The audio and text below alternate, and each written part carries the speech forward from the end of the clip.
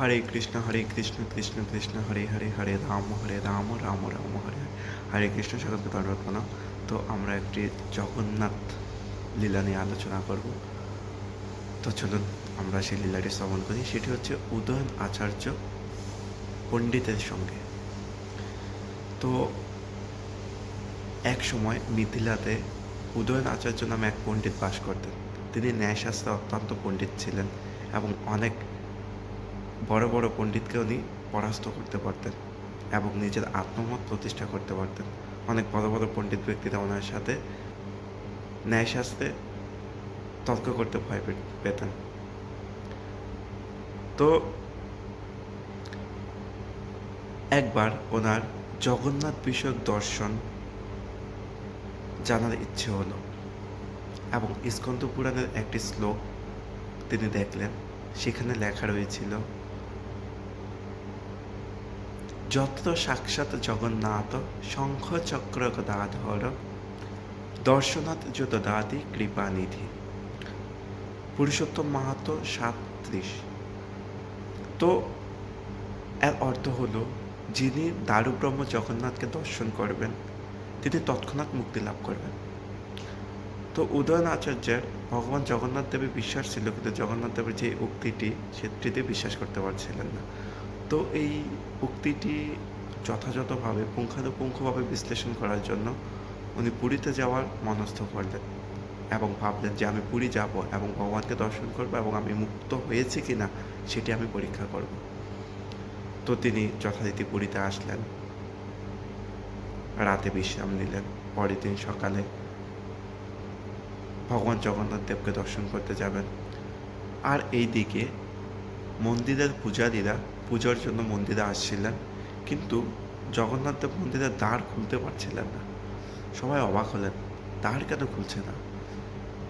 তো অনেকক্ষণ চেষ্টা করার পর যখন দেখলেন দ্বার খুলছে না, তৎক্ষণাৎ রাজাকে খবর পাঠানো হলো। রাজার সাথে সাথে আসলেন এবং দেখলেন রাজা বিভিন্ন দিক দিয়ে খোলার চেষ্টা করেছেন, কিন্তু দ্বার খুলতে পারলেন না। তো ওনারা চিন্তা করলেন যে এই জগন্নাথপুরীতে অবশ্যই একজন পাপী ব্যক্তি এসেছেন, যাকে ভগবান জগন্নাথ দর্শন করতে চান না, সেই জন্য দ্বার খুলছে না। তো সেই দিন আর দ্বার খোলা হলো না। সবাই দুঃখিত মন নিয়ে চলে গেলেন। তো সেই দিন রাত্রে প্রধান পূজারীকে ভগবান স্বপ্নে আবির্ভূত হয়ে বললেন যে মিথিলা থেকে আগত উদয়ন আচার্য নামে একজন অবিশ্বাসী লোক এই পুরীতে অবস্থান করছেন। যতদিন তিনি এই পুরীতে অবস্থান করবে ততদিন আমি দর্শন দান করব না, কারণ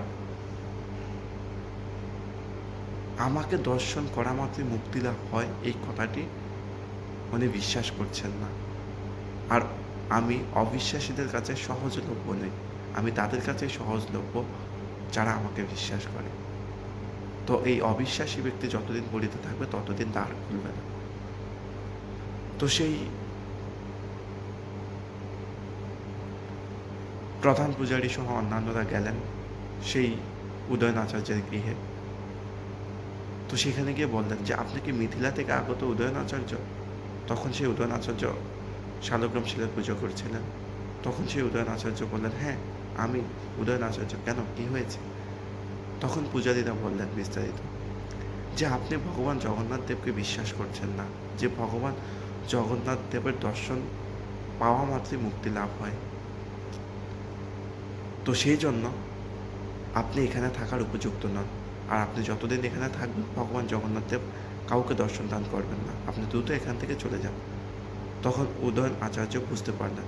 তখন সেই পূজারীদেরকে বললেন যে আমার অপরাধ হয়েছে, আমার জন্য কত ব্যক্তি ভগবান জগন্নাথ দেবকে দর্শন করতে পারছেন না। আমি ভগবান জগন্নাথ দেবের কাছে গিয়ে অবশ্যই ক্ষমা প্রার্থনা করব।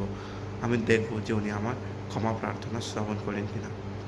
তো সেই উদয়ন আচার্য সাথে সাথে শীঘ্রই সেই মন্দিরে পৌঁছালেন এবং গিয়ে ভগবান জগন্নাথ দেবের কাছে প্রার্থনা করলেন, বিনম্র চিত্তে প্রার্থনা করলেন এবং ভগবান জগন্নাথ দেব প্রসন্ন হলেন এবং সে দ্বার খুলে গেল এবং প্রত্যেকেই সে জগন্নাথ দেবকে দর্শন করতে পারলেন। হরি বল, অনেক চমৎকার না? তা আমাদের অবশ্যই বিশ্বাস রাখতে হবে যে ভগবান জগন্নাথ দেবকে দর্শন করা মাত্রই আমরা মুক্তি লাভ করব। তো এই ছিল এই লীলাটি। হরে কৃষ্ণ, সকলকে দণ্ডবত প্রণাম।